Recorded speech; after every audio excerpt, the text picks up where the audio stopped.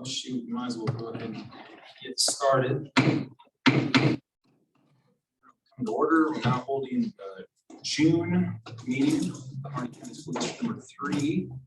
And we also need to open the public portion of the budget hearing. If there are any public comments for that. No comments for that. We have a quorum. Join me in a pledge of allegiance.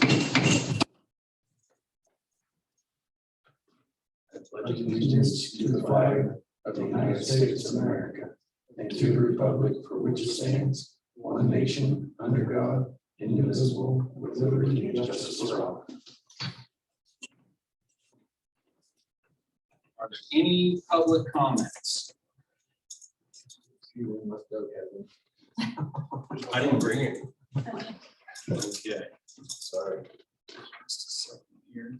All right, so our first order of action is to address our board member resignation for Mrs. Reed. And we had that letter sent out to us. I don't know if everyone had a chance to read it, but it was just short and she's just busy and there's labor problems with her businesses and she doesn't have the time to give it her 100%. She was upset about. That's unfortunate, but I appreciate her realizing not being able to give her full. So we would need a motion to accept her resignation. Second. Move that we accept the resignation of board member Wendy Reed. I'll second that. All in favor signify by aye. Aye. Aye. Motion passes.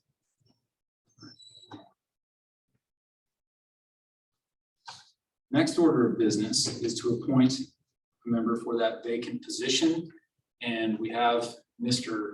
Furr with us. If you'd like to take a seat up here. Last meeting, we interviewed him and went through the questions as we usually do.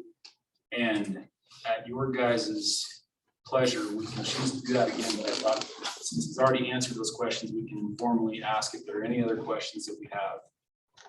Based on the fact that the last meeting before we actually appointed Chad, we all said the same thing. We only have one position open and two great candidates.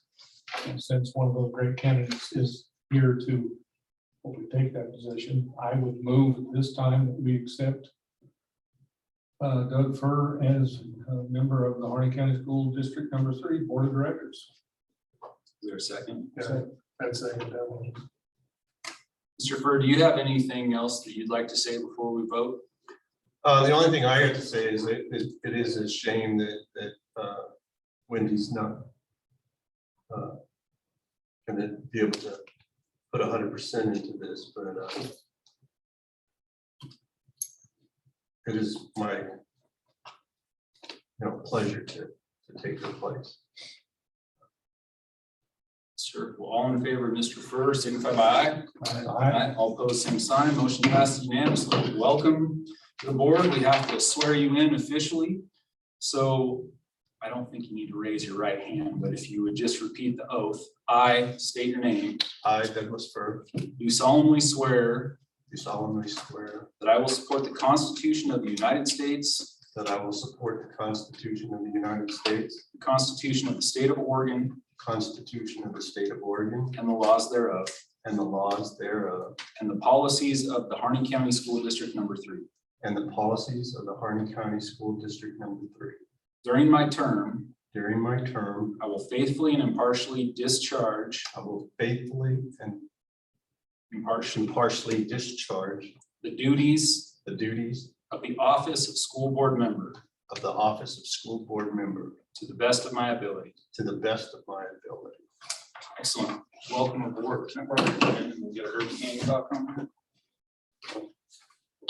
Thank you. Thank you. Have you had an opportunity to look at the packet for this week? Yes. All right.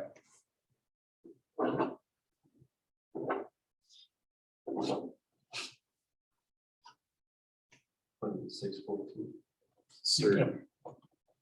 Flag Day. Flag Day. Thank you. All right.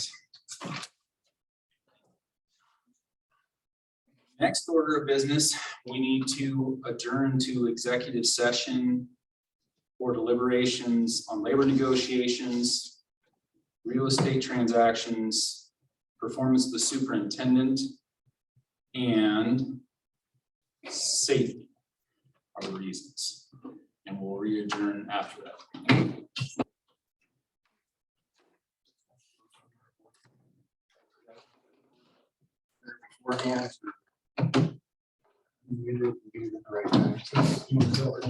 I went over to get a recording.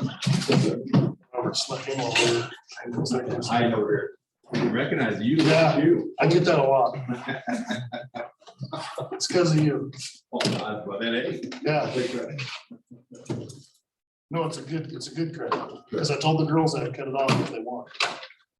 There we go. I like seeing it then. All right, we'll resume the open session of our regular meeting. First order of business is the consent agenda, and we need to pull from the non-represented contracts, the superintendent contract, and we'll just add that to action items right before personnel when we get to action items. Is there anything else on the agenda or in the minutes or financials that anyone saw that needed attention, had questions on? Then by consent, is anyone opposed to approving the consent agenda? With the exception of. Yeah, as modified, yeah. Yep. It's all right? Yes, sir. Okay. Consent agenda passes by consent. Reports and presentations, school services reports. Is that who's presenting tonight? Megan's online, actually.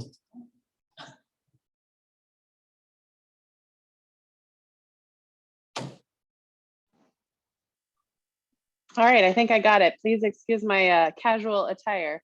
If I move again, it will be too soon. Can you guys hear me okay? Yeah. Sure. Okay. Yep. Maybe I'll move from the window. So in my presentation, I talked about the health adoption.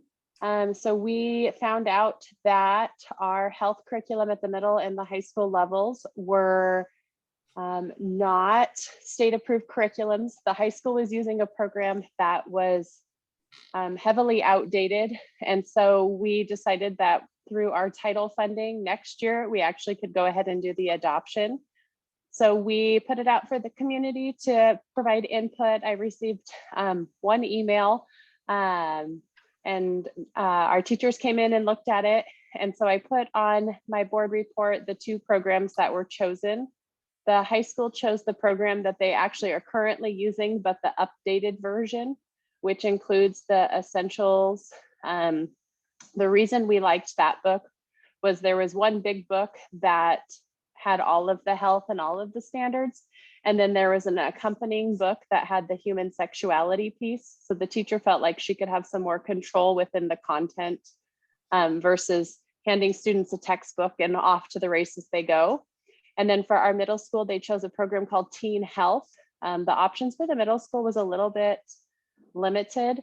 There was another program that Slater currently uses, which is called Great Body Shop, which is a little bit more of a conservative program, but the concern was how the format is laid out. It would be really difficult for her to teach from that for a whole period every single day, just how that health class is structured at the middle school. So that one kind of got thrown out pretty quickly, even though it does align with what Slater has had in the past. And she landed on the Teen Health program. They are two separate programs, but both teachers felt like they aligned pretty well. So students will have that continuum. The other nice thing is those programs touch on things like Senate Bill 52 with the suicide awareness. It also touches on things like Aaron's Law in a lot more of a structured way than we've been able to do it in the past. So just so you guys know, I put a lot of that in the board report, but I just kind of want to give you a heads up. It is not technically a health adoption year, but we felt like it was important for our teachers to have a state approved curriculum in the interim while we wait for the official adoption year to come around. Do you have any questions about the health? Megan, on the board agenda tonight, it says health curriculum adoption. What should that motion look like then? So they just need to approve teen health and then the essential health. So teen health is for HMS and the essential health is for the high school.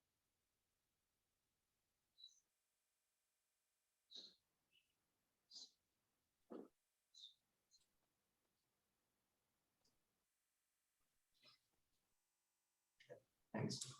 Yeah, for sure.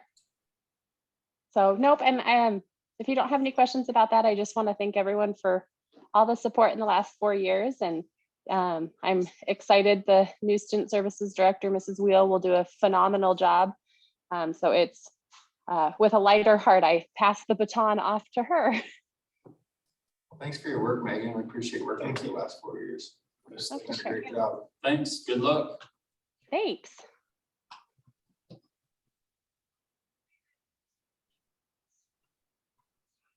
All right, any questions?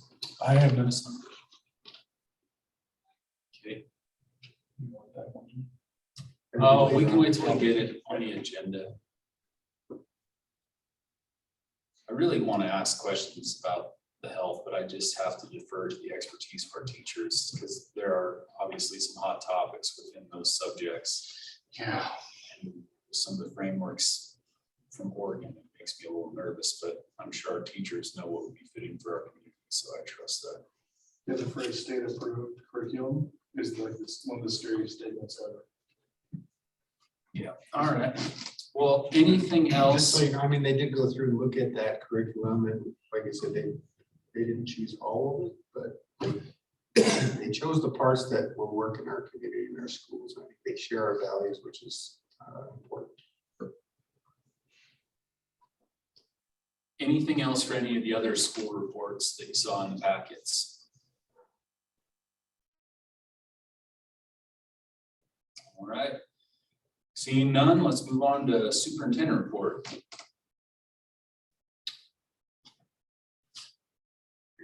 Right spot.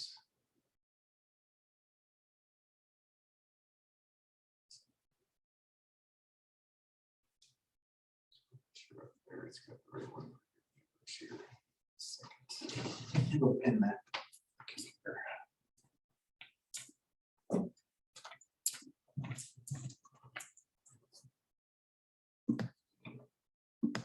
There we go.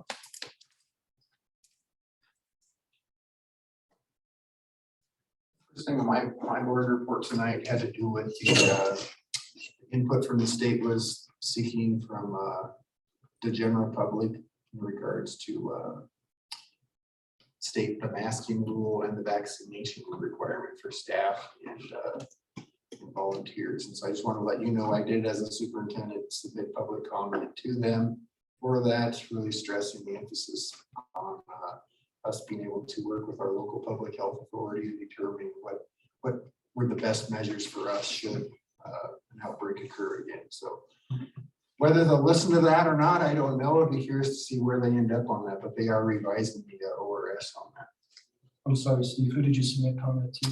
to the Oregon Health Authority. They were looking at redoing their administrative rules regarding the ORS. Next thing, we talked a little bit here, end of the year really went smoothly this year, other than graduation. We wanted to be outside and the rain forecast was such that we ended up moving into gym. But kudos to the principal, vice principal, and the staff there that moved it inside and made it happen and turned out to be a really good thing. But really this spring, this last month, where I was able to attend a lot of field trips, went to state track, state softball, went to the Honor Society induction ceremony, graduation out of the tribe. It was really cool. They recognized the kids at all different levels. And as you said earlier, they had a parade at the end and just a very cool celebration. Was able to attend the 8th grade graduation, but promotion. Ran the final fun run. That was fun. Chad didn't run with me the last one though, but good time up at Idaho. It was a fun, really a fundraising event for kids wanting to go to the running camp this summer. But all 3 of their runs this year were just, the first one was snow, the next one was rain and mud, and Idaho was just, Idaho. But it was fun. Idaho rain cleared right beforehand, and it's a fun course. I did that one again in a heartbeat. That was a fun one. I did want to thank both Joe and Rob for attending graduation, helping with diplomas. I think it makes a huge difference to have people see the board members up there handing out diplomas, and it was a very positive experience for our kids. So we should get show. Did meet with Rob Rascio the last week of school, the judge, just about attendance in general. They changed some of the rules at the state level so they wouldn't fine families for not coming to school. So right now it kind of goes against our policy and how we do things. You kind of get to a point as a school where you work with families, you try to get them to school. You kind of get to the point like, what do you do? Other than throw your arms up and see. He's working on some things over the summer to put together some ideas that will help us, hopefully that would prevent us from getting to the court level with families. All we do when we bring them to court is create a rift. A wall goes up and the trust level goes down. So we want to avoid getting to court, but he's working with some other counties to see what they're doing. Hopefully to bring back some ideas at the end of the summer to see what can we do differently this next school year in a positive way that will impact their families.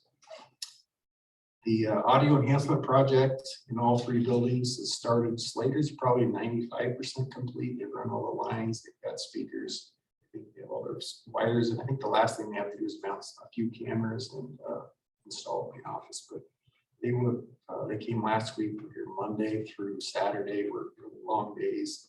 So they're not here the first part of the week, but they'll be back here and getting all our other buildings done. They were borrowing cables from, they underestimated how much cable they would need for some of the projects. So they were getting some more cables and some more materials before they came back. That's really good. Some sad news. I don't know if I sent it out to the board members, or maybe I did, but I wanted to point out, recognize that Monica McKenna passed away over Memorial Day weekend. Longtime school employee, really advocate for employees in general, been the president of the association, the Classified Association, for quite a few years, and had represented even regionally in her role as leading member. So sad to see employees, go before their time is ready, but really made a good impact on our kids over the years, and appreciate her for the work she did. So she having conferences. HMS heads out tomorrow morning at 1 a.m. I think at the airport. I think that they'll leave the airport at like 5 or something. So they are off to Denver this week. Slater's heads out Sunday to Tampa on following weekend. Then the last week of the month, head off with BHS to Anaheim for their cabin conference. So team of 8 to 9 people in each group, and we're super excited to get trained and up the game a little bit for everyone. So it's going to be exciting, I think. I did go last week to Bend, met with the athletic trainers at the center. When I do football games in Central Oregon on Friday nights, every game I see athletic trainers over there. I was wondering like what's this all about. So I just made contact with the center, their head of the athletic trainers, just to kind of plan to see like what would it take to get an athletic trainer here. We have one in town that's certified and willing. It's just a matter of figuring out how can we make this happen. They were very open to the idea. They'd have to do a lot of fundraising. Their budget year starts July 1st. So I don't know if they'd be prepared to do anything for this fall. I think a seed was planted, and I'm going to keep growing that seed a little bit because they were at least willing to work with us, and might open up some doors for us down the road. But it's a nice conversation anyway. I will be attending a regional reunification training next week, having to do with an event that occurs in case of an emergency. Probably the hardest part of any event that happens, whether it's a school shooter or earthquake or whatever that event might be, reunifying parents with their students is a challenge. They come out of the woodwork. You have to have really a lot of things in place for that to run smoothly. So that's a 2-day training, and I hope to come back with that with some ideas on how we can improve our safety plans for the next school year. As an administrator team, we try to read a book together we meet twice a month. We get together and hash out our book. And this year we read the Culture Code. A couple of years ago, we read one similar that had to do with culture. But we sat down the other day and just kind of noted down some things that we took out of that. One that was people matter. We take care of our employees like they're our family. I think that's something that the principals are really focused on this year, is making sure that they paying attention to our employees to make them like a family. Another takeaway was finding things to celebrate, be curious, create a culture where people can trust each other and be vulnerable. Interesting one was use crises as learning opportunities. Be curious, build habits, measure what matters, enable fun to happen, and it has to be safe to talk. And so we have a lot of fun getting together, talking about the books. We tried to use different protocols.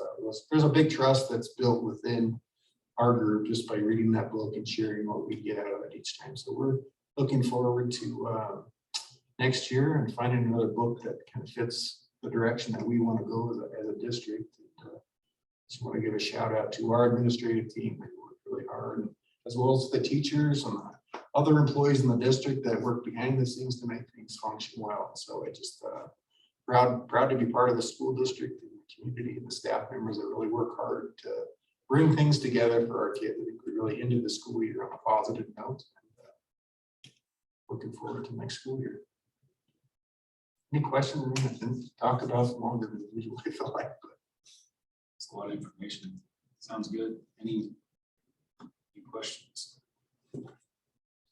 Not from me. Matt? Thanks. Next order of business, the solutions CPAs that do our audit sent out a form. It is similar to the economic form you have to fill out when you're part of a government entity, but it pretty much just asks if you were aware of any fraud in the organization, if there was fraud or theft, where do you think it would come from? And I think they want each board member to fill that out if they wouldn't send it. It would be helpful for them. Yes, and I have to take roll call if I give it to you. I give it back to them. So I have paper copies we can pass around if you want a paper copy. Mail it, email it, fax it. If that doesn't work, I was thinking put it in a sealed envelope, bring it to Cheryl and we can send it. But the management shouldn't see it. So it's, you know, you can say what you want to the auditor. So I will pass this around if you can sign your name, position, date, and then I have to return that. It's a little troubling to me. Didn't it say that only 3% of fraud is discovered by an audit? 40 some odd percent is discovered by a whistleblower. Yeah. It's not, What the heck are they doing? it's not their job to So do I look need for to print fraud. my name and sign my name, or You know, I don't know, if you sign it and your what? Maybe put position, in maybe print it, parentheses. your yeah, print position date. And I don't, it doesn't have to be an official signature. Can you do it in pencil? Yes. I'm witnessing it, so it's Okay. fine. And we all need to sign that? You're signing that you have received this questionnaire. Oh. That's what they want you to sign. Whether you return it is up to you. So we can just take a copy. Yeah, if you want a paper copy, or you can do the PDF copy on It's the on board here. packet, yeah, Oh, I better take a paper copy. so either one. Yeah, I better take a paper copy. They don't get very good responses, so they're trying it this way this year, just making it more known that they would really appreciate your responses. Already done. Okay, well, is Thank there you. anything else we need to discuss about that? Just pass it around, make sure we're all Yep. signed. All right, next order of business is action items, and we took that superintendent contract and inserted it there in the beginning. So in that contract, all we were gonna do with the language was strike January 15th and insert March, so that it would say that the final evaluation is done by March. So if there's any discussion about that, or I would entertain a motion to approve that contract as amended. I would make a motion that we approve the superintendent's contract from January 15th to March 15th as amended. Is there a second? I'll second the motion. We move, Joe seconds. All in favor, signify by aye. Aye. All opposed, same sign. Motion passes unanimously. Thanks. Next order of business is personnel new hires. Bryce Tiernan. Tell us about. I forgot to mark down the thing on your son was here. I will be able to tell us more about that. I believe he is a teacher with 3 years experience, 4 years experience, if that, really new to the game, but he had really good references and, he's excited to come over here and do some cool things for us. No resignations. Excellent. I would entertain a motion to accept the new hires as presented. I'll move to accept the hires as presented. Second, I'll second. all in favor signify by aye. All opposed, same sign. Motion passed unanimously. Sorry. Next order of business are donations. Would anyone like to read the donations? Or Mr. Fulton could just tell us what he donated. I went out to start my riding lawnmower a few weeks ago and the dang thing wouldn't start. I got the manual that said simply change the fuel pump. Ain't nothing simple about that. So my daughter-in-law, Randy Fulton, is the principal of Monroe School. And she said their shop would fix it.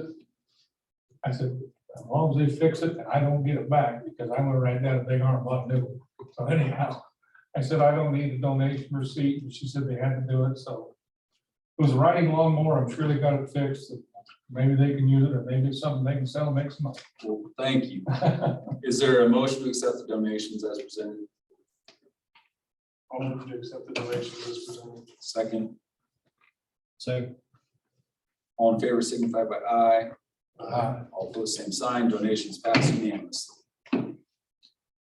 Next order of business is the health curriculum adoption, which is the teen health for the high school and essential health for middle school. Is that correct? Just flip-flop, teen health, middle school, essential health, high school. Yep, you're right.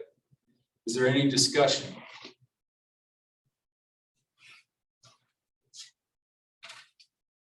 It'd be nice to look through it, but I wish I would have. Probably something to look at after the meeting. Should have taken the time to look through it. So, meeting, but I who do are trust the the health teachers? So Carrie Danchok's at the high school and Corey Doty at the middle school.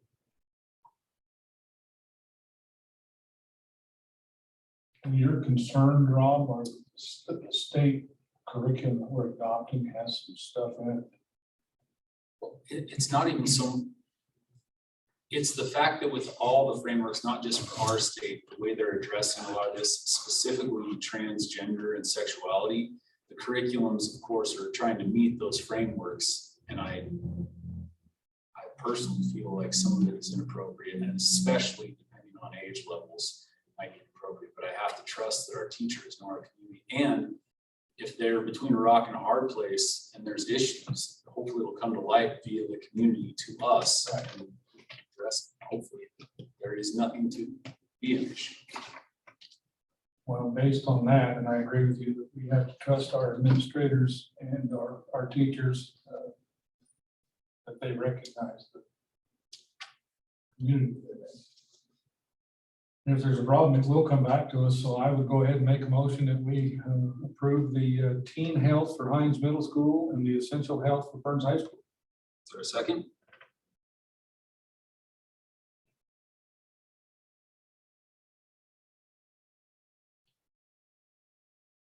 If I abstain, what does that do? It's not, it doesn't get seconded, it doesn't. Yeah, if it doesn't get seconded, it'll die for lack of a motion. If you abstain, it'll be noted that you abstain. You don't have to give a reason. But But if the reason would be that I hadn't seen, that's the only reason. What is the repercussions if we don't approve a new curriculum that meets the state? When I did fill out the Division 22 standards, and I have to A lot of note money that to people to make this particular curriculum is It's not a not. problem, that's what comes back to us. So they want to know, why you're not using it. They want to see what you've done, what curriculum you do have, has it been approved by the board? There's a process you have to go through. Really lengthy to get your own curriculum. What was that? So I wish I would have asked Megan if she looked at it also. oh, she did. Hunter? Oh, yeah. Yeah, she did. She Brought brought her on. She's still on. what Almost here. would it mess up the instructors of that program if we didn't pass it? Well, our next regular meeting is not until August. Right. Probably not if we approved it at that time. If we didn't. I'm concerned, oddly enough, this is just a little small note that concerns me is the separate book on sexuality in the high school curriculum. Well, and if she's still on, maybe she can talk to us a little bit more about it. It sounded like they did that separate book so that they could kind of cherry pick what they thought was fitting. And it wasn't all contained in one big book that they just hand the students to have access to.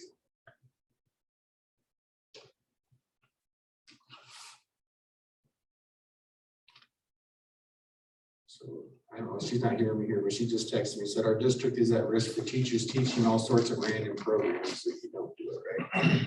That's your real risk. When you have a set curriculum anyway, at least you have a guide. So if we switch teachers on it mid-year or whatever it had to be, at least you could give that teacher like, here's a guide to use. And if you don't have that book in hand, then they're gonna find whatever. Who's the final approval on that? The board, No, I mean, on the curriculum. the board. So We use a have, random we have, number. and if we haven't, if I haven't read it, I'd have to abstain. I wonder if Mr. Medley has some thoughts. Thank you. Sport. I was actually a health PE teacher for 20 years before I became an administrator. And so I dealt with a lot of this whenever they changed curriculums and a lot of the topics and how you have to go through them.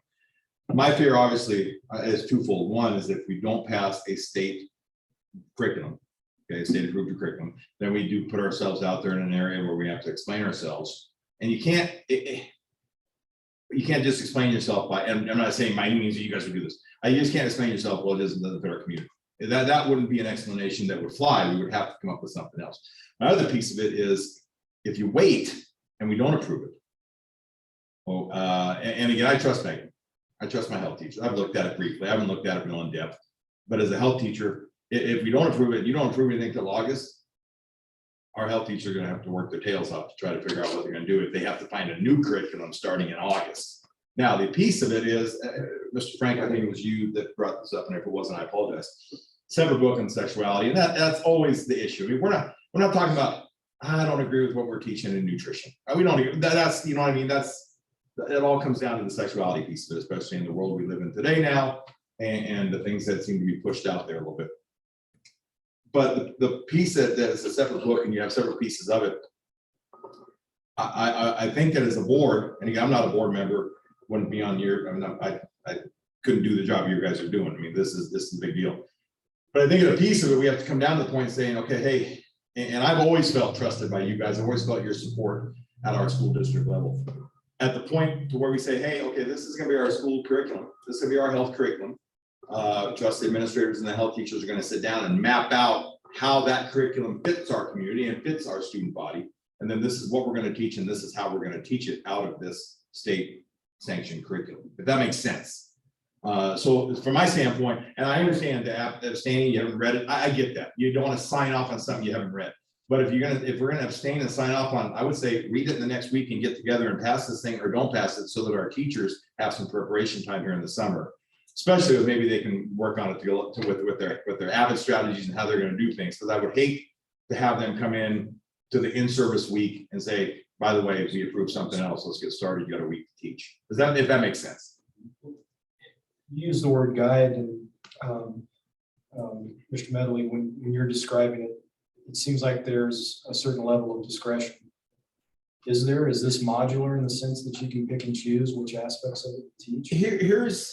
Here's the thing, and again, as a health teacher, you have topics you have to teach. We have topics, we have to teach sex ed, we have to teach that. And I don't think anybody's saying we don't teach that. And I understand the grade level thing is really the kind of the piece that you have to figure out what's appropriate for this grade compared to this grade. So you have topics that you have to teach. Again, I think it's the administrator sitting down with your health teachers, because the health is again most controversial. I mean, nobody's going to come in here and argue how we teach the Pythagorean theorem and math. You know, so this is the toughest subject to teach. I think we sit down and we say, okay, yeah, let's teach this topic, but it's not necessarily the topic you teach, it's the way you teach the topic. You know, how do you approach it? How do you present it in class? How is it? Are you spending too much time on a specific topic that doesn't need to be? Are we touching base on it? So I trust our process to be able to sit down and maybe in August, when because first of all, we're not teaching sex ed right off the bat. You know, it kind of gets into into the unit. To maybe sit down in the August meeting and have our health teachers come in and have an opportunity for everybody to talk, maybe in one of those work sessions that we've had in the past. And say, hey, these are the topics that, yeah, we're gonna cover. How are we, you guys ask, how are we gonna cover these topics? Okay, we have to cover, how are you gonna cover them? And then you get a little bit more comfortable on how we do that. So again, it's not necessarily, we're gonna pick and choose the curriculum or teach. We're gonna pick and choose the way we teach the curriculum and the emphasis we put on things. Thank you for your input. I personally don't feel like, I don't feel comfortable as an individual on a board having the final say on the curriculum because I'm not a teacher, and I've always viewed it as more of a formality because I think we have to trust our administrator and his administrative team to make sure, because that's our job, is to focus on the budget, focus on policies, and hire an administrator. And I guarantee it would only take me 5 minutes to look through that book and decide whether or not I liked it. I almost guarantee there's something in there that'll get my hackles up. But it's more about how it is taught. And I think that if as a board, we choose not to vote on it right now, we will need to have a special meeting. And I don't see anything wrong with that because it is our responsibility because we're the ones passing it. But never before, I've never looked through the English curriculum. I flipped through the English language arts curriculum we just passed. And I was mostly looking for the same things that concern me about the health curriculum.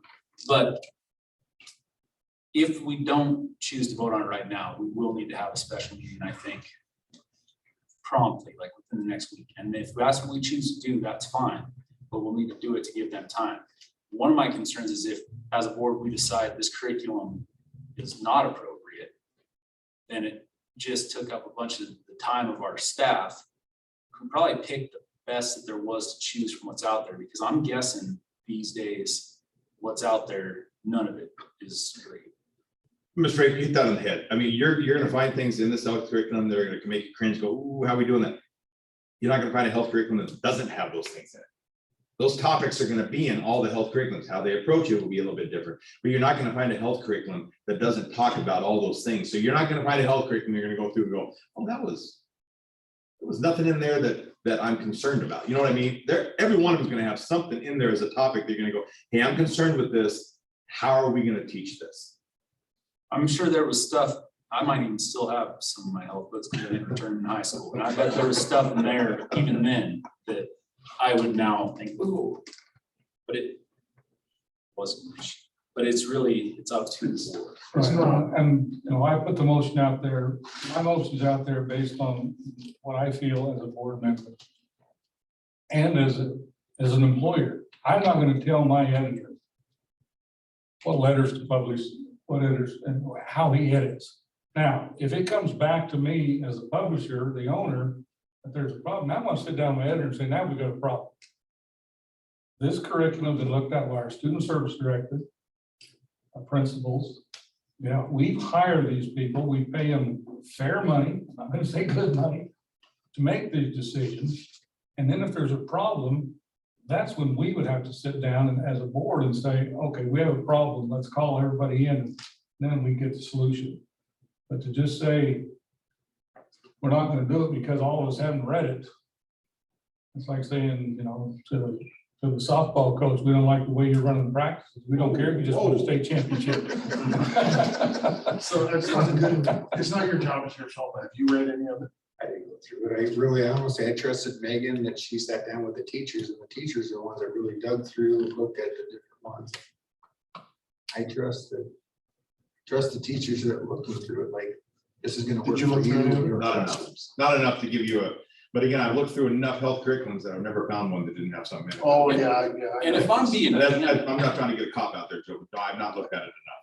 if I'm being candid, I would prefer personally to pass what has been recommended to us and have there be no reason for issue. But if there is reason for issue, I would like to see a full house to yell and stomp about it. And then we can go to bat and fight for our district with the state to say, we're not teaching things that align with your frameworks. I would rather make that a fight than not support our teachers. When we know what we're fighting for. Yeah, Yes. but because I didn't do my due diligence and come in and read it ahead of time like I should have, I don't know if there's anything in there worth fighting for. There it is. I know there is. Yeah. There's lawsuits right now out over in the West because the teacher took it to the extreme. The way she chose to teach the content. Like was Mr. Mendes real says, you extreme. won't find a health curriculum now that won't make, I would imagine everybody in this room cringe. Yeah.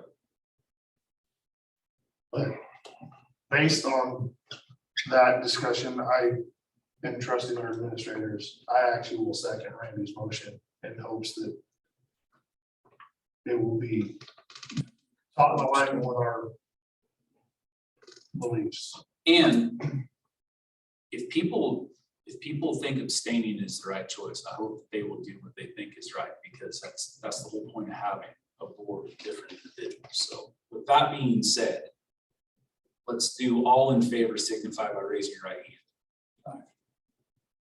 All opposed, same sign.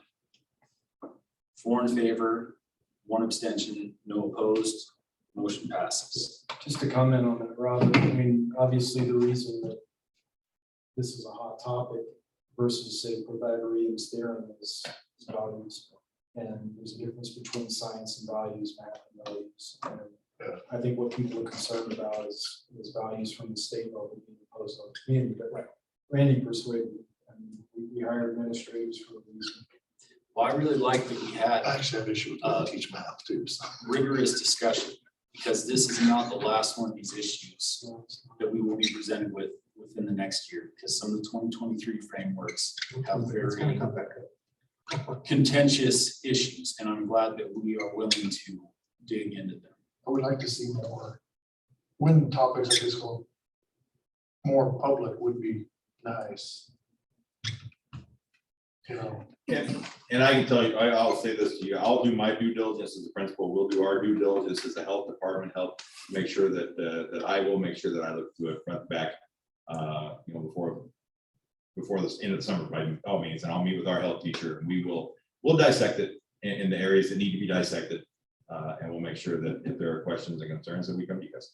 I'm confident in that.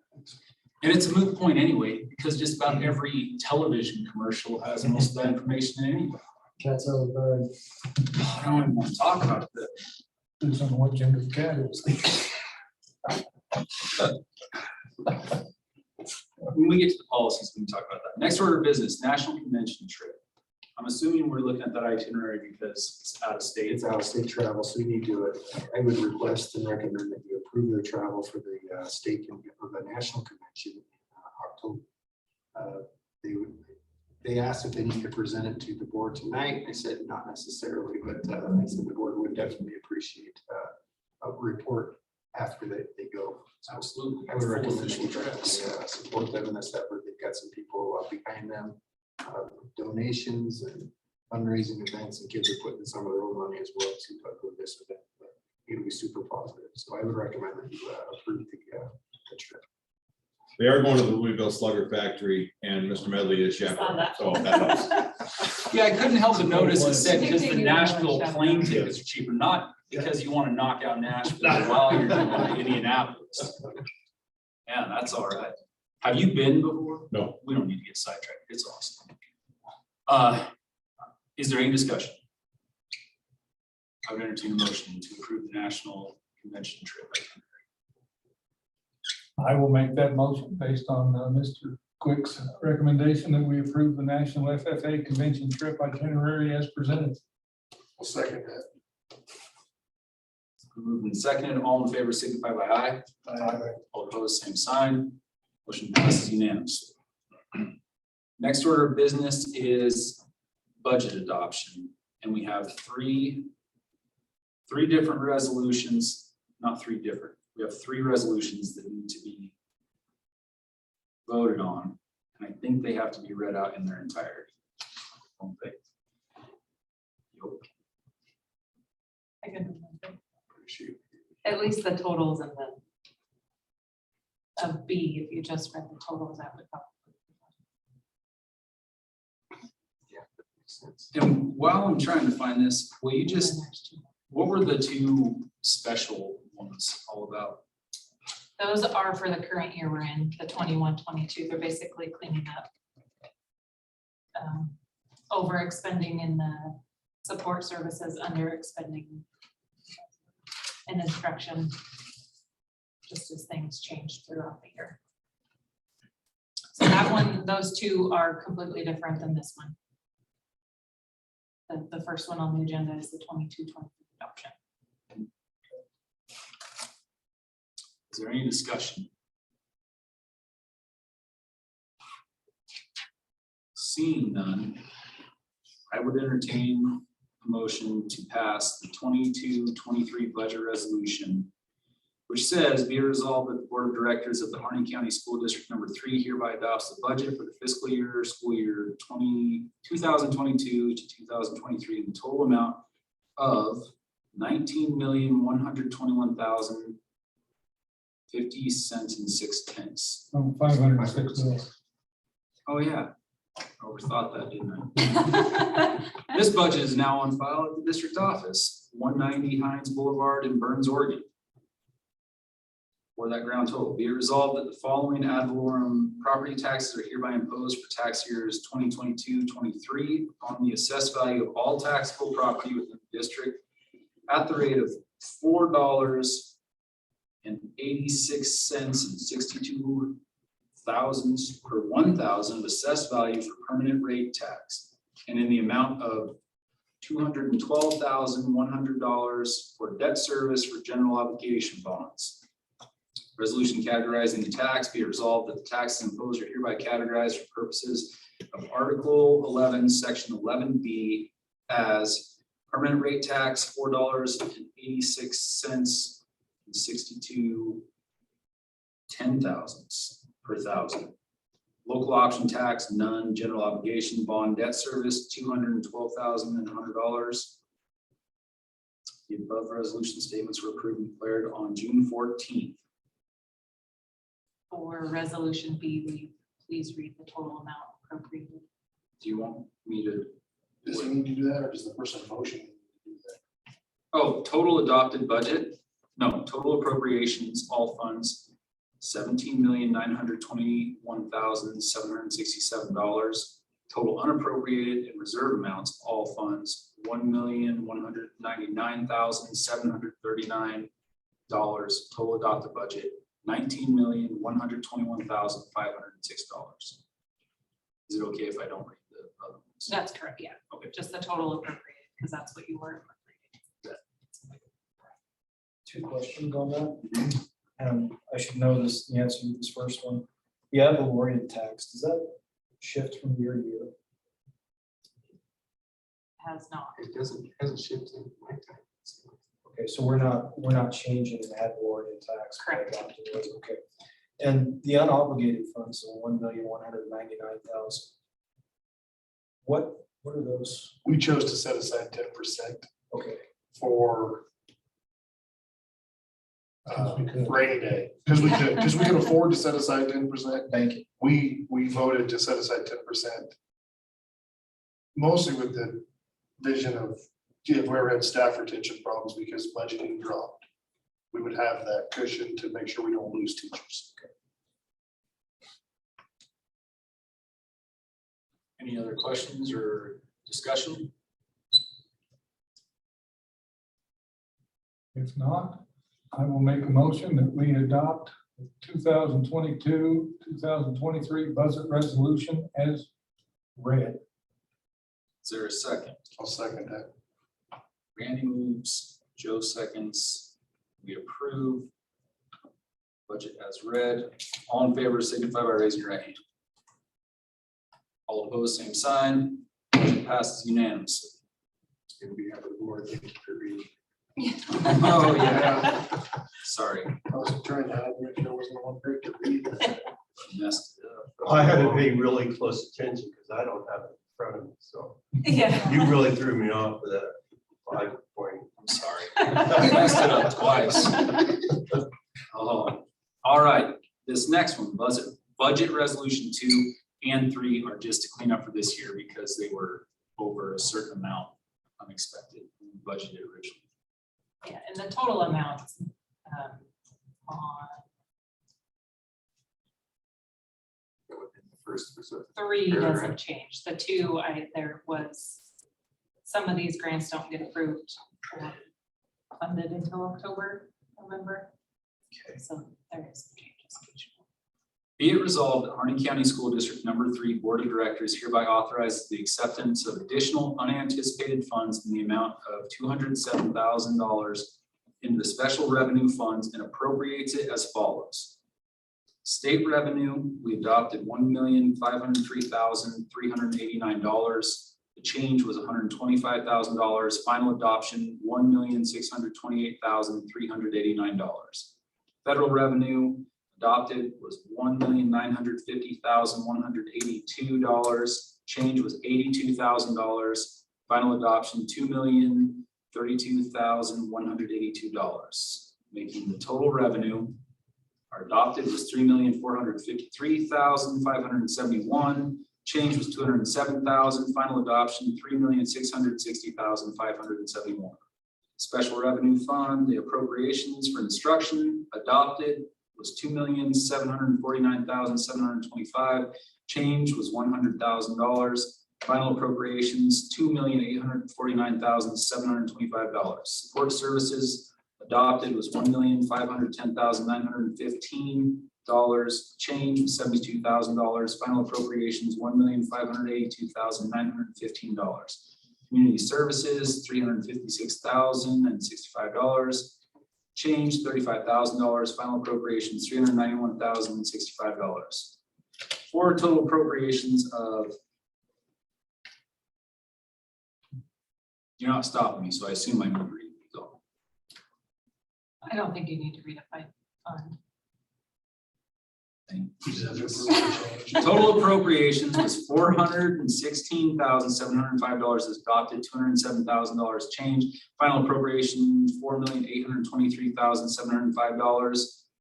Total special revenue funds adopted was $648,550. Change $207,000. Final appropriations, $855,550. Revenues are increased to reflect the additional funds from Oregon Department of Education that were not known at the time of the 2021-2022 budget was adopted. Appropriations are increased to align with the grant's objectives. Are there any questions? If not, I will make a motion that we approve budget resolution number 2 for the 2021-2022 school year. is there a second? I'll second that. All in favor signify by aye. All opposed, same sign. Motion passes unanimously. Resolution number 3. Be resolved that Harney County School District Number 3 Board of Directors hereby authorizes the transfer of appropriations per ORS 294.463 in the special revenue funds as follows. Total appropriations as adopted, $4,616,705. Change not. Final appropriations, $4,616,705. Total special revenue funds as adopted, $2,148,937,000. No change. Final appropriations, $2,148,937. Appropriations are reallocated to align with the current objectives of the grants and special revenue funds. So that's just moving some instruction grant lines or budget lines to support services and to services. Because that's how we budget. I'll make a motion to approve budget resolution number 3 as read. Is there a second? Based on the fact that I actually understand this, I will make that second. All opposed, signify by aye, or all in favor of budget resolution number 3, signify by aye. Aye. All opposed, same sign. Motion passes unanimously. No more 1 hour executive meeting, so you wrong. I'm sorry. I'm sorry it takes. Next order of business, district organizational business. And for this, do we need to read all these off individually? These are things that every year we have to appoint the bank and who's in charge of the things, and the bond or the, is that what it's called? The bond, the protection. For Fidelity bond. superintendent, yeah. It's, And our, But you can read that as one big motion. You don't have to do it line by line. Okay, Yeah, these are, just like Rob said, these are things that every board does every year. And I probably, since we're designated the Burns Times Herald as the official newspaper, I probably should abstain from it, I guess. It's make everything up and up, so someone else can make that motion.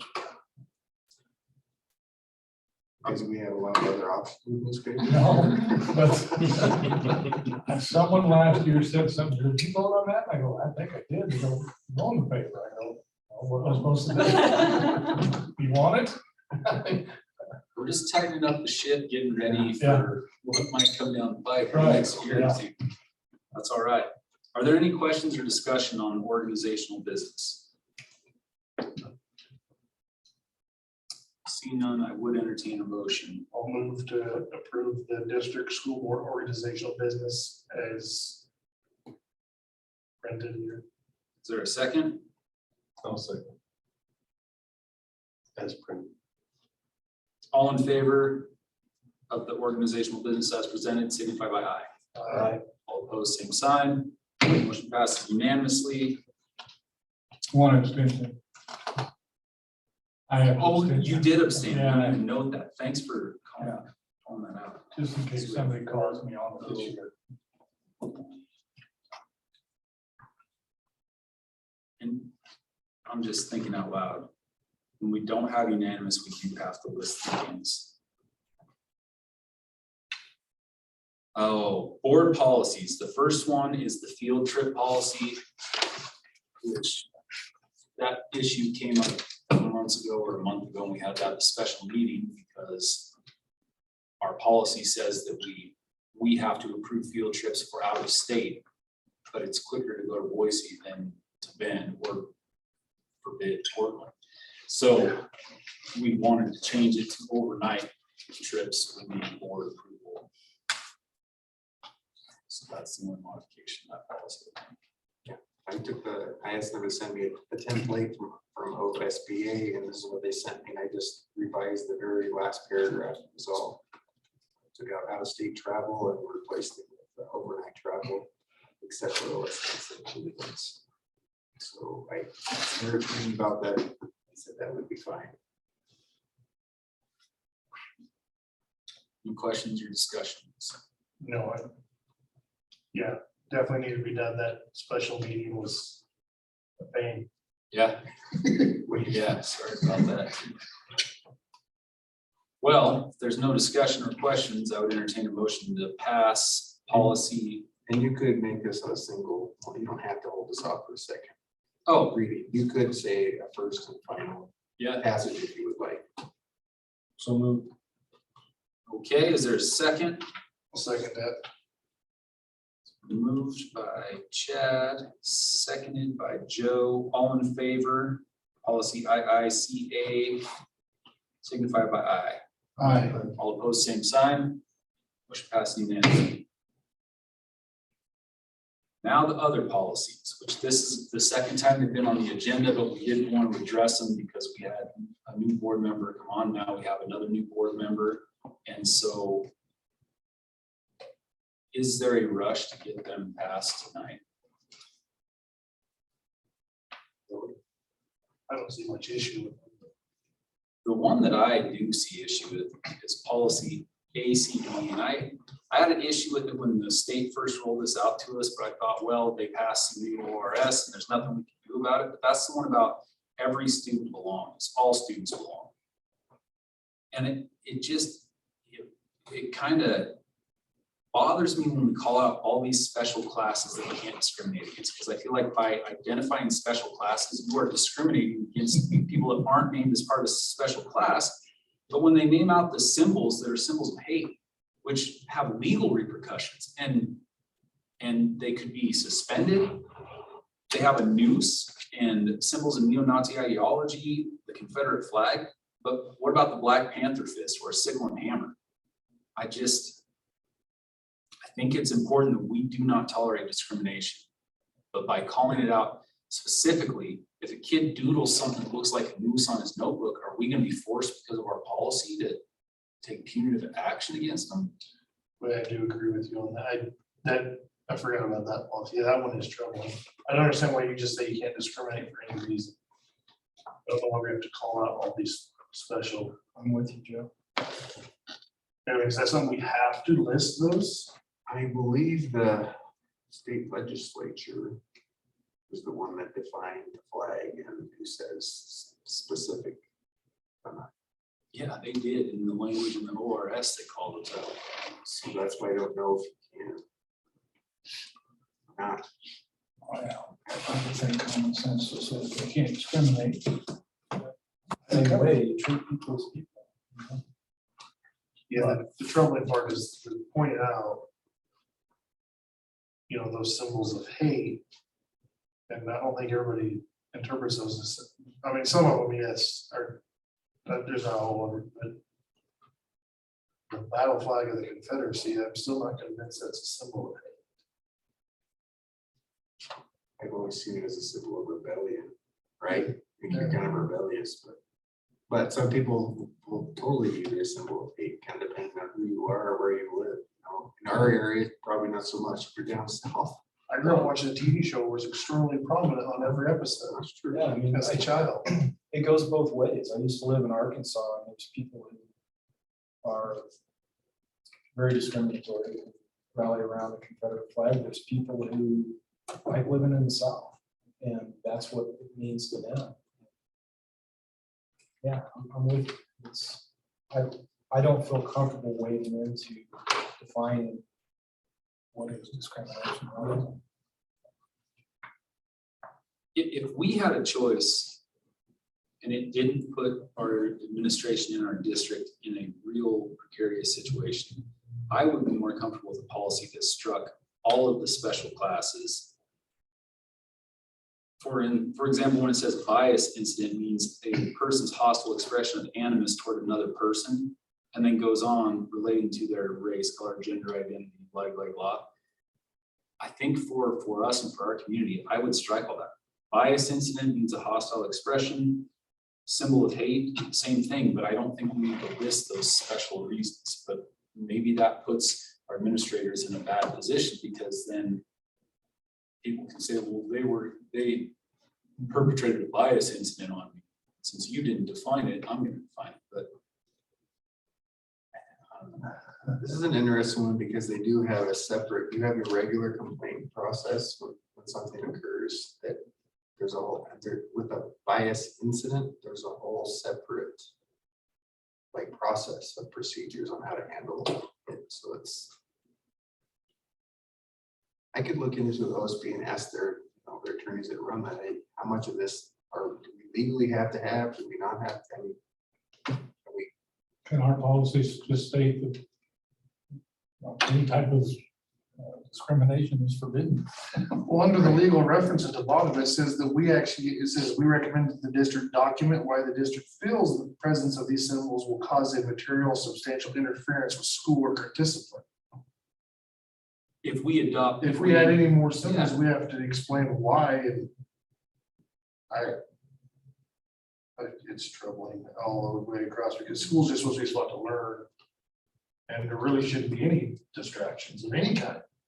There shouldn't be any flags being flown in the hallway, probably, besides one.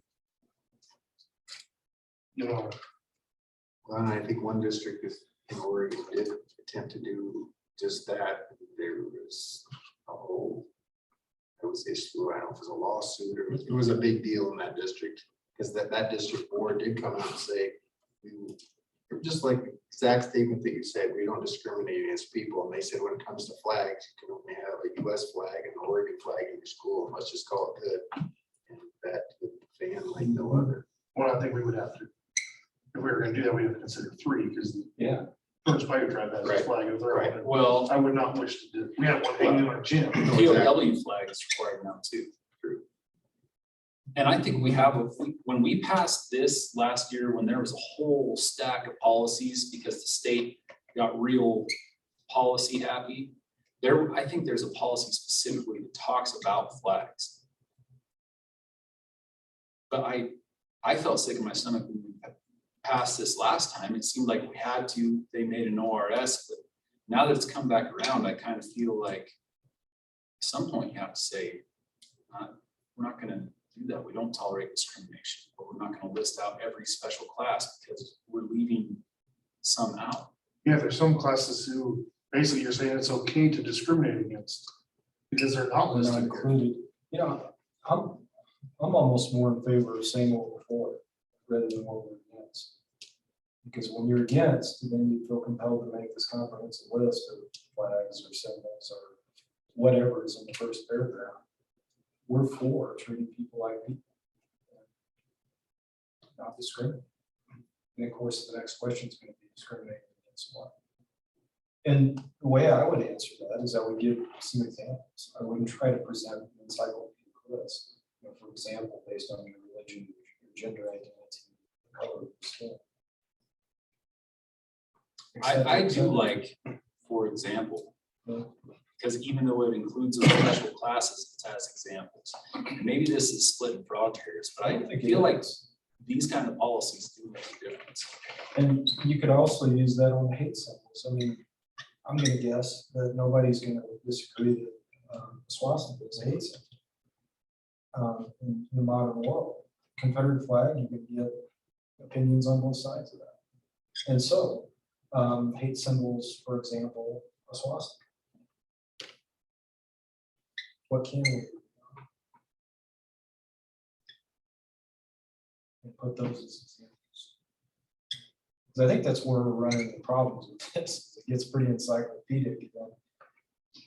And as they go on, we're thinking, oh, maybe not that. Well, and even the first, and the second, the first item listed, perceived race. How the heck is a kid supposed to know what you perceive your race as?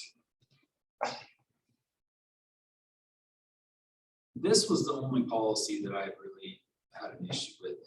I don't know if you guys have had an opportunity to look at the other ones, but if we could maybe wordsmith on that a little bit.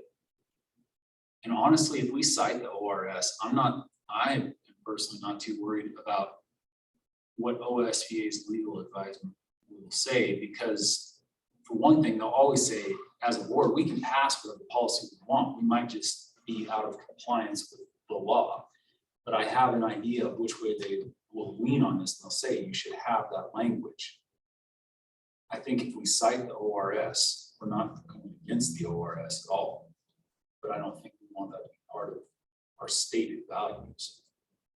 Do we already have a policy that covers this? I guess where I'm going with that is We have a I've had- non-discrimination policy for sure. I've had some critical comments, but I think it's really important that we have a non-discrimination policy. But if we already have one, then why do we need to do one? That might be part of the ORS. Because the government just passes rules constantly just to. I so get they have that, something to but do. there's tradition, there's policy, and there's law. And does us having a new discrimination policy fall under law, or is it a policy recommendation? If it's that, it's already.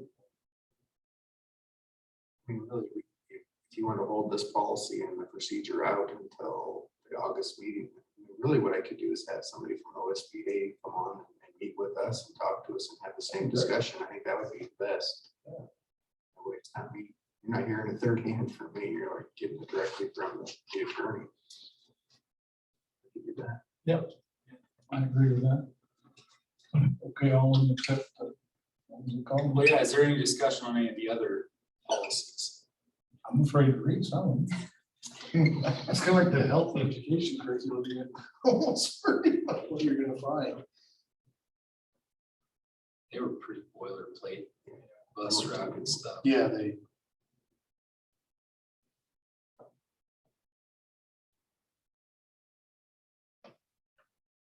So at this, on the second read, we are supposed to adopt or not adopt, correct? So my motion, just to speed things up here, do we adopt all policies as presented with the exception of number 1, ACB, every student belongs. Is there a second? I would second that motion, yes. All in favor of approving all policies as presented with the exception of ACB, signify by aye. Aye.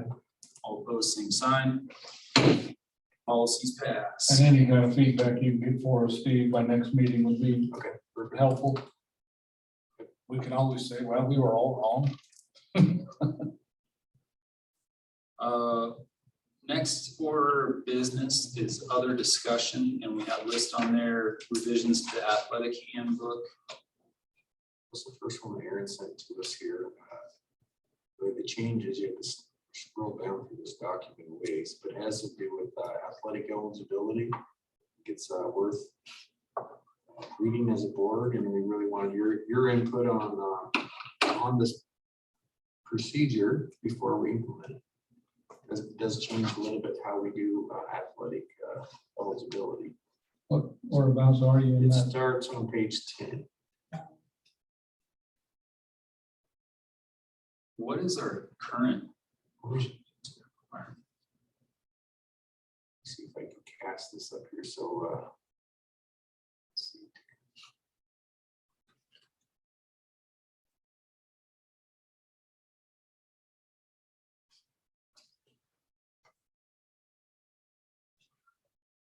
Highlighted for us. And this isn't something that we take action on. This is just for our input. It's for your and our input. We awareness. generally don't prove it per se. It's in the handbook, but it's important that you see our handbooks and see what's there. And if you have concerns as a board, we would rather take care of those concerns now rather than down the road when you get a complaint about it. So, Could you talk to us about the reasons for changes? Mr. Medley, you want to speak to this at all? Be the more closest to it. Ms. Tolley did a great job putting together a committee of teachers and asked who wanted to be involved. There was actually, there must have been 10 people in the room.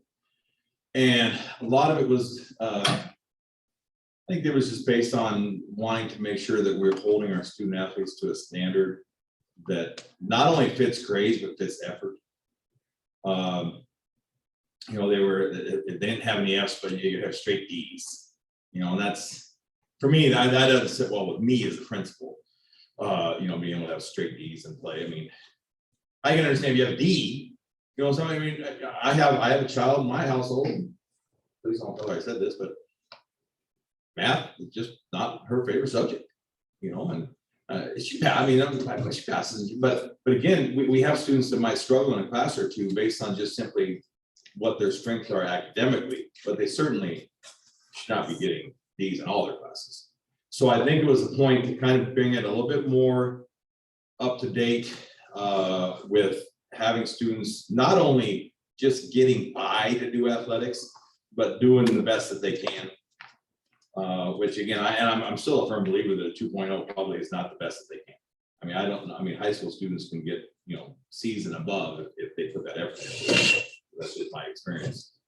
So I think it was just that. I think it was, you know, teachers were seeing, you know, too many people and it was becoming a big struggle for Ms. Tolley, obviously trying to keep it all in line. The other piece of it that's really hard for us is having students that are online now with how COVID kind of started the online thing, and we'll continue to have students that are online. And then having to not only track what their grades are, but also track the percentage of where they're at on their classes. So that's a little bit more of an in-depth piece of information that you probably didn't need to hear about this. So I think it was just teachers wanting to make sure that student athletes, and you know, the thing about it for me, it's not just student athletes. You know, I think, and we look at this, you know, I want to make sure that our school, we're holding our kids to a standard that to go to prom. I don't want kids going to prom if they got straight F's because they're not doing anything in the classroom. You know, I think there's a piece of that again, I was an athletic director and I'm a coach, so I do hold I hold my players to a high standard. But I do think that all students should be held to a high standard when it comes to the ability to do extracurricular activities. And dances are one of those. Clubs are one of those. Things like that are one of those. Piece you have to be careful of is we know that there are a lot of student athletes or kids that are passing their classes because of sports. You know, they do better because of sports. So I have no doubt that with the standard being, you know, not having any F's and getting a 2.0 or above, our student athletes will rise to the occasion. I'm not that concerned. I think that they'll get done what they need to get done. If we have kids that aren't there right now, coming into the fall, is there a grace period? Like, so you're not, say you're at a 1.9 right now.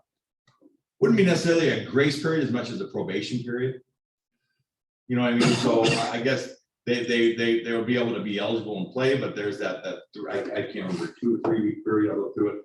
That they'll be checked on to see where they're at. Because you're right, because the one thing about, here's the thing about the fall, you guys all know this, the fall is unique. The fall sports season is unique because unless you take summer classes to make those grades up, which they might have to do anyway, because they might be OSAA ineligible by not getting enough passing grades. If they don't do that, they don't have the ability to get those grades up before they start a sport, because we start the sports before school starts. So I think that's a great point. I do think that, we obviously encourage students to take summer classes. And if they did have a failing grade, to get that up, because if they have a failing grade, there's a good chance they might be off track to graduate anyway. Yeah, I guess I was just worried about, so if you had a kid that went, he's gonna be a senior next year, he's had 3 years to develop that GPA, it's hard to change that GPA by a few percentage points, taking one class in the summer. I see what you say. I think that the thing to, maybe this to clarify, if we look at GPA at 2.0, it's gonna be that semester. Current. Yeah, it'll be your current, so it won't be your overall cumulative GPA. It'll be at the, you have to maintain a GPA of a 2.0, which would be straight C's, or 1D and then average that off of the B. It would not be what the cumulative GPA is. But if in the last term of the year, if they had a GPA below 2.0, they would have the opportunity to go to summer school and make that. Absolutely. And if correct me if I'm wrong, as I read through this, if that's their initial grade, then they end up being on again, I can't remember, the 3-week or 2-week probation period where they'll have grades checked on Friday. And if they're on, and I tell student athletes this, I'm telling them all this life, because you come in the summer and you're somebody that's already on probation. If the first Friday of the school year, you already have an F, what's going on? You know what I mean? I mean, they have, so the ability, you typically don't see students that are struggling in the classroom until you're in week 2 or 3 anyway, which is when we're going to do our grade show. You mentioned other activities like dances, which are extracurricular, but those aren't listed specifically in here that I saw, at least right before it. And was there any discussion, did anyone bring up the term co-curricular? I did, and we did, and I wasn't in all the meetings, but I know that the conversation was brought up about being able to attend those activities. And then for us also to be able to attend, and I'll talk to Ms. Tolley about it in the morning, about being able to sign off. Because for us, we can still make adjustments to this until the school year starts, until we have Highlander Day and we send this out to the public, we can make that adjustment. Because again, I believe that, students, I don't want to send a student to the Vail prom. I don't want to sign off on that if the kid has all Fs. Now they might be in good standing when it comes to discipline, but I do think there's still a piece of that there's some benefits to having those privileges when you have those grades. So yes, the co-curricular thing is extremely important, and I'll have more conversation with that with Ms. Tolley in the morning, but we did discuss that. That was a big discussion. Seems like sometimes that comes up in regards to student leadership organizations that are part of the classroom too, like HOSA or DECA or FFA, because kids will say, well, you can't not let me go to Parley Pro because it's part of the classroom, but it should be held at the same standards. Well, and it's a great point, but take for instance, band and choir. Okay, so you have a student that's in band, and you have band that's going to go compete at the OSAA state competition, district competition, state competition. But that student, that student that is in band isn't OSAA eligible. They flunked 2 classes to start the first semester. Now, we're not going to kick them out of the class of band, but they're not going to be able to participate in that competition because they're not eligible. So we still have that standard to be able to look at class or not. You have to be able to separate class from the ability to participate and represent your school at a different event. You know what I mean? So that's why when we talk about these student athletes and versus clubs, the other big question came up, well, what about clubs? Are we, if we have a kid that's this, are we going to let him not participate in art club or science club after school? Yes, it's a privilege to be involved in those clubs, but for us, when you look at the sports side of it, it's putting on that uniform and going to another school and representing Burns High School. And that's where the OSAA gets involved anyway. So the club piece of it, oftentimes maybe they're going to that club because they're struggling in that class. I mean, and we know that maybe a student isn't great in the classroom, but they thrive in an art setting. And that's their life. So they want to go to that art club. So that's another area that we have to kind of say, well, how are we going to manufacture that? We can tell the kids they can't go to a club, we can't go to a science club after school because they have an F or not a 2.0. When in all actuality, they're not, I mean, yes, it's extracurricular, it's co-curricular, but they're not competing, they're not going out and doing events, they're not having the opportunity, they're just gonna be around other students, maybe learning more about science. Or maybe getting, for example, if you're on the football team, maybe getting peer pressure to get your grades up so you can go on that trip next week. Or in the art club too, because it is an incentive to participate in those activities. And if you have enough time to be doing extracurricular activities, then you should have time to at least put in work studies. That was the only thing I thought when I read it. I thought it looked great, but I just hope that it would apply to all students, not just student athletes. Right? Thanks for sharing it with us. That's exciting that so many teachers wanted to be a part of the committee to revise it. Yeah, no, it was one of the biggest turnouts for committees that we've had since I've been here. And the thing about it, and it was really good conversation. You know, you always wonder when you get that many numbers, is somebody out there just because they want to, and our teachers, I love our teachers, I love our staff. So they all had great ideas and great thoughts, and they all their goals were, how do we increase academics for our student athletes? It wasn't about how do we punish them. That wasn't even talked about. Any other discussion on the handbook, athletic handbook?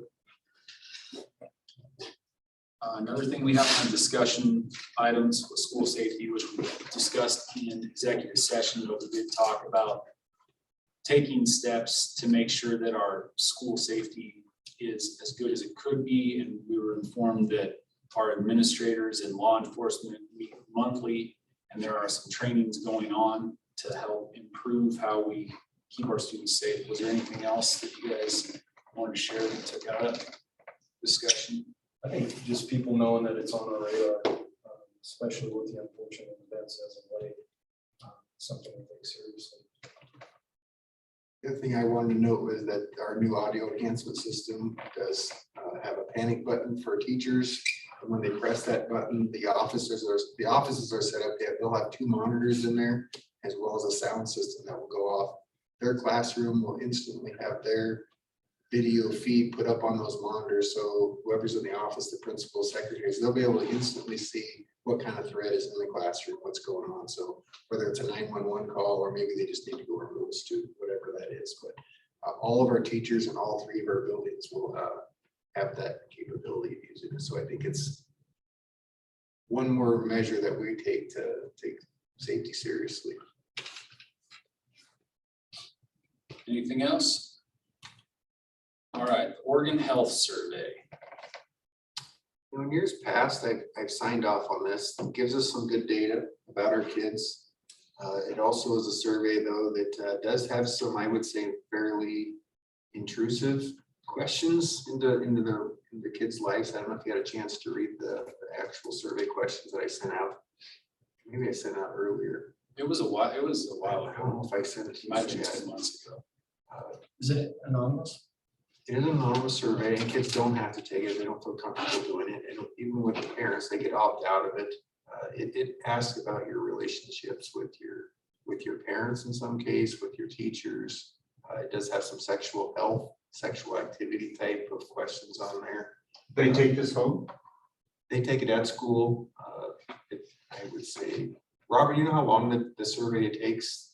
I would think it's less than an hour. Isn't it? Oh, it doesn't take very long. They offer grades 6, 8, and I want to say 10 or 11. It does give us good insight for our counselors to be able to see, you know, where the issues are with our kids. It talks about drug use, kind of get a sense of how prevalent or non-prevalent, you know, drug use is, tobacco use, alcohol use, when do they start using. And you can kind of track it by grade, kind of see how it's progressing or not progressing. So those things are good, and we actually use the survey to help us fill out grants in cooperation with like Symmetry Care. And when they look at things, they'll look at this survey results, and we'll help them maybe get a new person for a specific, whether it's alcohol or drug related. We can sometimes help them get grants. Look at it. We really don't broadcast the results out too far, but we do have certain individuals, especially our counselors, people, Symmetry Care will look at it. it provides us some good information, but it also is a tool that can be controversial within the state. It's not something our students have to take.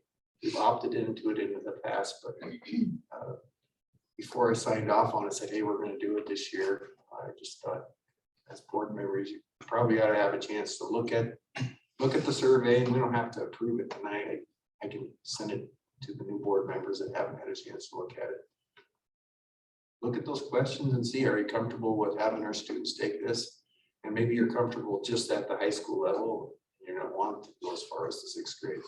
They do tend to make the questions at the 6th grade level much different than the ones at the high school level. Definitely grade appropriate.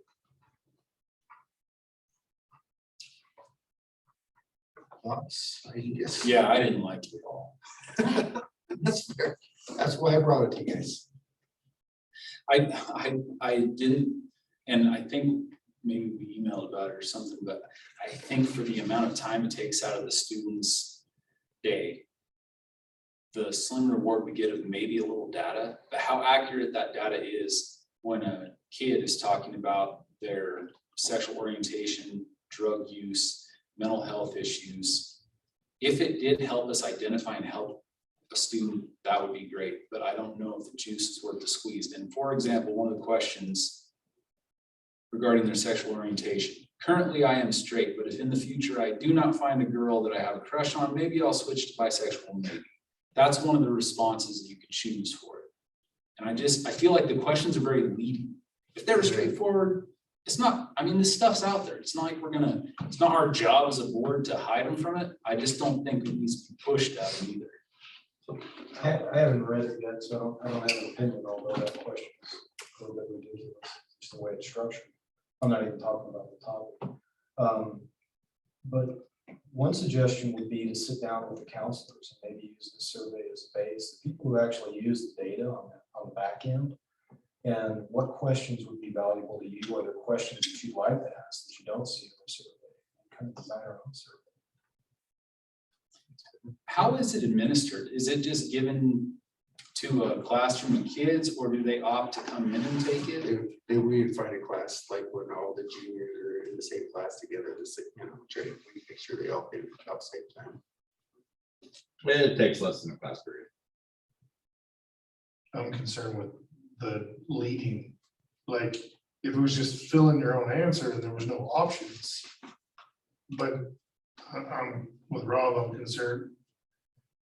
You're basically suggesting to them things that they might have never considered before. Here's some options. Do you think you could take? Oh, Yeah. they've considered it. They've all got one of these in their pockets. And so, but, we've had discussions before about how we can't get them to take their tests, their iReady test or their state test seriously. And I don't know that they need to come in for an hour to take this survey, but I think getting a counselor's opinion, because maybe it could become a tool that could be useful. Yeah, because I'm very respectful of the purpose of it. I mean, we've got some issues with alcohol and having some form of data for people who actually deal with those issues would be really helpful. It's just, is this the right tool? I don't know. And I have the same concerns you have, and that's why I brought it to you as a board. Over the years, to me, it feels like the questions have become more, I would say, intrusive and sometimes leading. They purport, and they claim that the survey, they can weed out those responses. They can see the responses in a survey, depending on how they answer the questions, and they can weed out those that aren't taking it serious. It's not a perfect science to figure that out, right? But some kids, I think you just mark it whatever, right? If it's completely anonymous, then how could you gain any data when you don't even know where you got the results from? It could be just, are the questions read to the class, or No, they read them. students each read their own? They read their own, take it their own pace. That's a good point, because it's really just providing data to the state Yeah, you can. for a bunch of numbers. I don't see the purpose of that, so. Well, if 60% of high school sophomores drinking once a week, if I'm a counselor and I see data like that, that's going to tell me we need to think seriously about drug and alcohol prevention. I don't know if that answers your question. Yeah, but I'm just saying, if you're answering that, if you got that question in front of you, would you answer it honestly? I mean, what would it benefit you as a student to answer it at all? Yeah. I mean, Especially when they won't answer the questions on the tests that are trying to improve how to teach to them. well, I would do like like- to see I'd like to see it myself, I'll so send it to you. just to see what the questions out there. But I do like the idea what you're saying, Chad, is what the counselors, maybe we run our own surveys to kind of see a little bit more narrow of our focus, because this one goes into some land that I don't know. I don't know if we'd ever want or need the results. The other thing is there's point in time and there's trend. And when you see it, so the point in time data, yeah, you're gonna have X% of students that just kind of fill it out randomly, X% that think it's hilarious to answer it this way in this question. But if you see a trend over, you know, if you got 5 years of data and all of a sudden there's a spike in someone who's tried methamphetamine, that trend is going to tell you something, even if all the answers aren't appropriate. Well, I'm gonna hold off on signing up on it until I get a lot more confirmation from the board that we want to do it. All right, is there anything else, any report requests or discussion that any board member has? Mr. Quick, anything else from you? We got potential board dates for July. Oh, shoot, that must be the updated version. Yeah. For July, for the work session. Among some other things, I think a big focus was going to be succession planning for the board, how we operate as a board, and succession planning for the superintendent position, making sure that that job description is fitting of what it is, how we recruit board members. And there were, I think we could add it. We could put together a list really between now and whenever we meet of things that as individual board members, you want to make sure we at least talk about. yeah, important things so that it doesn't seem like we're derailed off track at a meeting when we need to be passing policies and taking care of business. So a time in July, if there is a time that would work for everyone, and because it is a work session, because it might be a couple hours long, not like this wasn't, but it could be at a time of day that would fit our needs better. It's still a public meeting. But it seems like we have these ones in the evening because maybe it's more convenient for the public. And we could have this one whenever works for us. So if people don't have their calendars in front of them tonight, maybe in the next week, people could take a look at their calendar and see what might work in the week of July. I could put together like a doodle poll, send it out. That way you kind of see where everybody's at. And what's the duration of the work session? We have to, whatever, you can go all day, you can go 2 days. I think the last one was like, it would be like noon. You can go till 6 and then went to the board It was meeting. a lunch one. And then we had the Oregon Oh, yeah, there was a Education, presentation. ODE did their presentation about the COVID requirements. Yeah, We could do our board evaluation too and talk about how we function as a board, how we can improve. But is there a day of the week that works better for people or a time of the day? I can make anything work.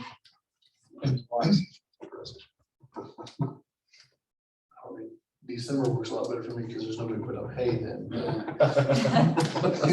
Well, why don't I send out a doodle poll? That'll kind of give you all your options, check which ones work, and Randy will check them all. That'd be cool. Yeah, go from there. And by then we'll have you a computer and a school email address and all that. So if that works. Absolutely. And between now and then, if anybody has things that they think would be good for us to talk about in that setting, just shoot them to Mr. Quick or myself. I got the last item on there's biomass update.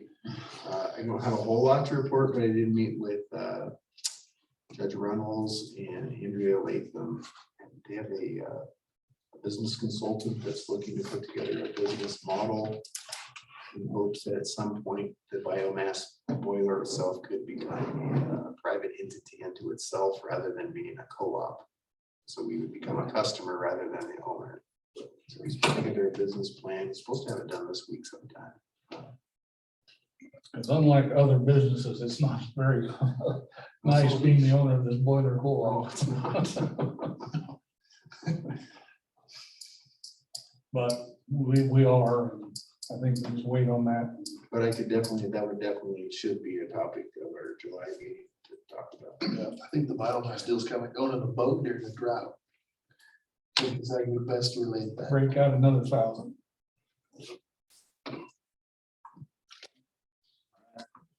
Anything else? Meeting adjourned, 8:37.